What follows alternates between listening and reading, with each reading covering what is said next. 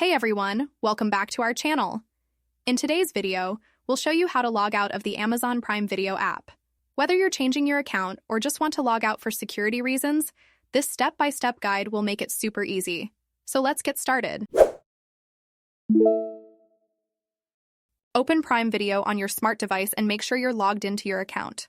By opening Prime Video on the homepage in the lower right corner of the screen, you can see your profile, which you will click on.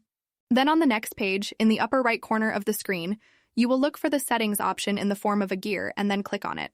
By clicking on the settings option, a new page will open where you will scroll down to the My Account option and click on it. The app will open the next page where you will also scroll down to the option, Sign Out, and click on it. A small window will appear where the application will ask you a question. Are you sure you want to log out? If you still want to log out, then click on the Sign Out option. And that's it.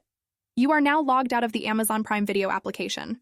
The next time you open the application, you will have to log in again with your credentials. If you found this guide useful, be sure to give it a thumbs up and subscribe to our channel for more tech tips and application tutorials.